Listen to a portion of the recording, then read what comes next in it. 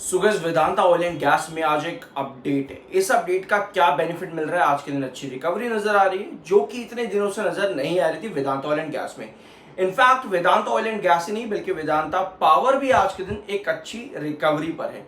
अब ये रिकवरीज क्या ब्रेकआउट्स में कन्वर्ट हो सकती है, ये समझना बहुत ज्यादा जरूरी है। पहले खबर पर आते हैं, फिर हम चार्ट पर आएंगे। और सब्सक्राइब कर देना, पहली बार आए हो तो आई एम NISM 7 सर्टिफाइड। इस वीडियो में हम स्पेसिफिकली बात करेंगे वेदांता ऑयल एंड गैस में। बस मैं एक छोटा सा एग्जांपल लूंगा वेदांता पावर का। Alright, Vedanta oil and gas आज 5% से ज्यादा का मोमेंटम दे रहा है। रीजन ये है कि कंपनी एक आर्बिट्रल अवार्ड कंपनी को मिला है, यानी कि एक आर्बिट्रेशन केस कंपनी जीती है सरकार के अगेंस्ट में। 950 करोड़ का ये टोटल आर्बिट्रेशन केस था। अब ये अवार्ड जो है कंपनी को दे दिया जाएगा।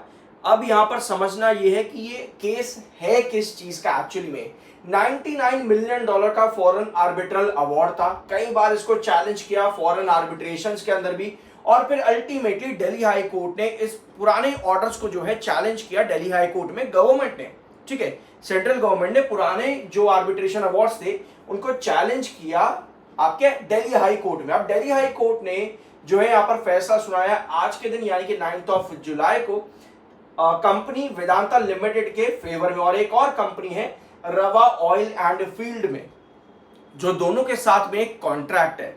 वेदांता ऑयल एंड गैस और साथ में रवा ऑयल फील्ड, इन दोनों का जो कॉन्ट्रैक्ट है इसके फेवर में दिल्ली हाई कोर्ट ने डिसीजन सुनाया है।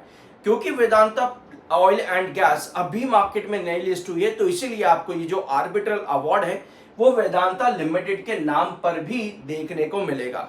बट अल्टीमेटली जो बेनिफिट्स हैं, जिस कंपनी के साथ कॉन्ट्रैक्ट्स हैं, जो कि वेदांता ऑयल एंड गैस भी आप यहां पर कह सकते हो, क्योंकि अल्टीमेटली जो प्रोडक्शन है वो वेदांता ऑयल के ही बिजनेस सराउंडिंग में आता है, तो ऐसे हम ये कह सकते हैं कि वेदांता ऑयल एंड गैस को भी इसके बेनिफिट्स देख सकते हैं। बिल्कुल उसी तरीके से जिस तरह वेदांता लिमिटेड के जो डेट कन्वर्जन हुआ है वो वेदांता पावर में भी गया, एग्जैक्टली आप इसी तरह से समझ सकते हो। तो ultimately Vedanta and Rava Oil took the matter to international arbitration, जहां पर एक फाइनल अवार्ड भी दिया गया था 2016 में इसी कंपनी के फेवर के अंदर। ऑल्दो गवर्नमेंट ऑफ इंडिया इसको लगातार चैलेंज कर रही थी, तो दिल्ली हाई कोर्ट ने आज के दिन डिसीजन दे दिया है। अब इनका जो कॉन्ट्रैक्ट है under law and rules and regulation, उसके अकॉर्डिंग ये होता है कि दोनों ही कंपनी जो भी प्रॉफिट होगा वो आपस में शेयर करेगी। उसके बीच में सेंट्रल गवर्नमेंट को भी एक पर्टिकुलर शेयर दिया जाएगा। लेकिन सेंट्रल गवर्नमेंट इस पर्टिकुलर आप कह सकते हो शेयर डिस्ट्रीब्यूशन से एग्री नहीं थी, जिसकी वजह से इस केस को जो है लेकर के जाया गया कहां पे, आर्बिट्रेशन के अंदर, और साथ में फिर दिल्ली हाई कोर्ट में भी।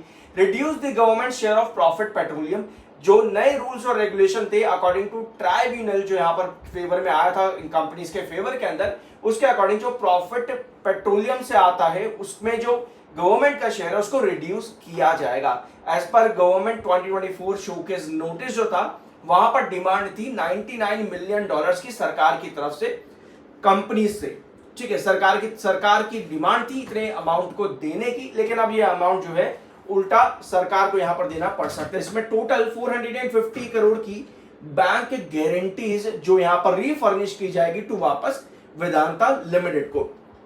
तो ये सारा का सारा मैटर आपका था वेदांता ऑयल एंड गैस और साथ में रवा, जो कि सिंगापुर बेस्ड कंपनी है। दोनों के बीच में जो कॉन्ट्रैक्ट है उसके बीच में सरकार का भी कुछ शेयर था। इसको लेकर के ये पूरा मैटर था, जिसको कि वेदांता लिमिटेड और रवा कंपनी ने आज के दिन अपने फेवर में कर लिया है अंडर दिल्ली हाई कोर्ट, ठीक है। तो ये अपडेट थी। इस अपडेट की वजह से आज के दिन आपको मोमेंटम मिल रहा है वेदांता ऑयल एंड गैस में। अब कंपनी ने कल भी एक अपडेट दी है, share holding remains in demat form, यानी कि किसी भी तरह का कोई भी रीमेटीरियलाइजेशन की अपडेट्स यहां पर नहीं चलेंगी, ये कंपनी ने कल के दिन बता दिया था। 3 जुलाई को कंपनी ने अपने Q1 का डाटा भी दिया था, जहां पर मालूम पड़ता है कि कंपनी के Q1 में जो प्रोडक्शन है वो गिरी है, ठीक है। 5% भी क्वार्टर बेसिस पर कंपनी के प्रोडक्शन या कैपेसिटीज वो डाउन आई है। ओवरऑल 44 ब्लॉक्स में कंपनी अपना ऑयल प्रोडक्शन करती है। सो इस समय 64,66,000 बार है, 91,61,000 सेलर है। तो थोड़ा सा प्रॉफिट बुक्स यहां पर वापस से देखने को आज मिल रहा है। शॉर्ट टर्म ASM1 में बना हुआ Vedanta oil and gas. Alright, और ये रहा टेक्निकल 59.9 पर आपका MFI है, 50.4 पर आपका RSI है। अब आते हैं वेदांता ऑयल एंड गैस के चार्ट के ऊपर। एक एग्जांपल मैं आपको यहां पर देता हूं। पहले वेदांता पावर का एग्जांपल में क्या देना चाह रहा हूं, बेसिकली आपको ये स्टॉप कैंडल, ये वाली कैंडल आप देख रहे हो कल के दिन की एक स्टॉप कैंडल है, ऑल्दो पिछले 3 सेशन में लगातार 7 EMA के नीचे रिजेक्शन देकर के वेदांता पावर बैठा हुआ है।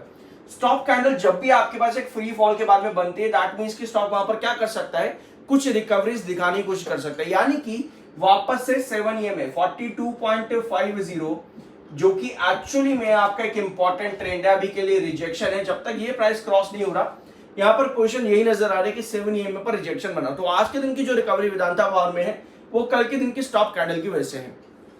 ऑलराइट, अब आप आओ यहाँ पे वेदांता ऑयल एंड गैस के चार्ट पे। वेदांता ऑयल एंड गैस ने भी एग्जैक्टली इसी तरह से कल एक स्टॉप कैंडल फॉर्म करी। लगातार यहाँ पर एक फ्री फॉल था, यहाँ पे भी आपको यही पोजीशन नजर आ रही है कि 7 EMA पर रिजेक्शन बना था कल भी और परसों के सेशन के अंदर भी। कल आपके पास स्टॉप कैंडल बनती है जिसके बाद में आपको एक वापस रिकवरी मिल रही है खबर की वजह से, एक न्यूज कंपनी ने दी उसकी वजह से भी। तो अभी के सेशन के अंदर आपके पास बार बहुत अच्छे एक्टिव यहाँ पर है, वेयर आज वेदांता ऑयल एंड गैस में 40.10 ये आपका एक क्रूशल रिजेक्शन है। तो अच्छी चीज ये है कि एटलीस्ट यहाँ पर जो फॉल है वो अब काफी हद तक रुका है। 40.10 आपका क्रूशल रिजेक्शन यहाँ पे, तो अल्टीमेटली बड़े ब्रेकआउट्स के लिए 40.10 अभी क्रॉस होना जरूरी है वेदांता ऑयल एंड गैस में। अदरवाइज इसी तरीके से साइडवेज पैटर्न चलने की कोशिश करेगा और 7 EMA अगर आपका इसी तरह से बना रहता है, दैट मींस कि आप एक अच्छे साइडवेज पैटर्न करो जो कि पॉजिटिव मोमेंटम इंडिकेट करता है एक साइडवेज पैटर्न में।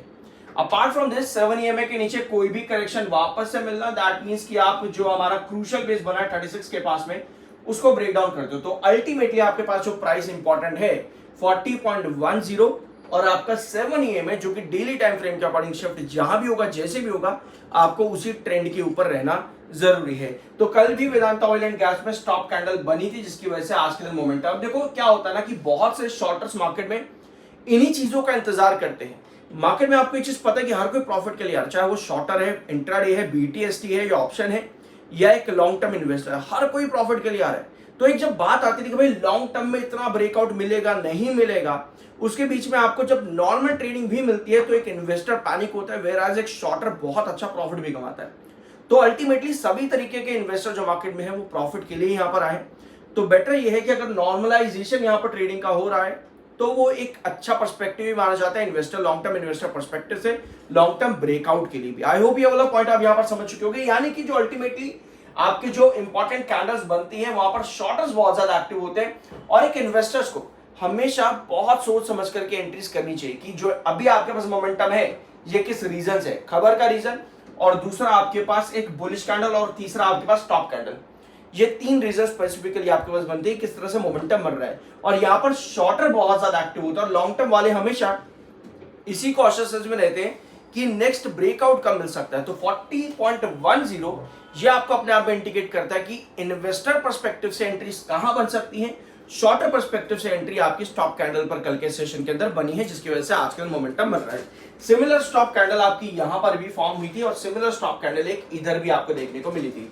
और स्टॉप कैंडल एक एग्जांपल मैं आपको फिर से बता देता हूं, रफ डायग्राम के ऊपर सब्सक्राइब कर देना अभी तक नहीं किया है तो, ठीक है। एक एग्जांपल मैं आपको यहां भी बता देता हूं, जब भी आपके पास की स्टॉक में कुछ इस तरीके का फॉल बन रहा है कॉन्टिन्यूअसली एंड आपके पास एक कैंडल इस तरह से बने, चाहे रेड हो या ग्रीन हो, किसी भी कलर की हो सकती है, उसमें ऊपर की टेल लंबी, बॉडी बहुत छोटी होती है, वो इंडिकेट करती है स्टॉप कैंडल। ऐसी सिचुएशन में नेक्स्ट सेशन जो होता है वो आपके पास एक अप ट्रेंड के अंदर बनता है। Most of the traders BTST या फिर आपके इंट्राडेज इसी तरह की कैंडल्स का फॉर्मेशन पर सबसे ज्यादा एक्टिव होते हैं।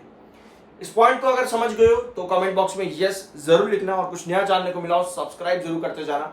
मत अगले वीडियो में।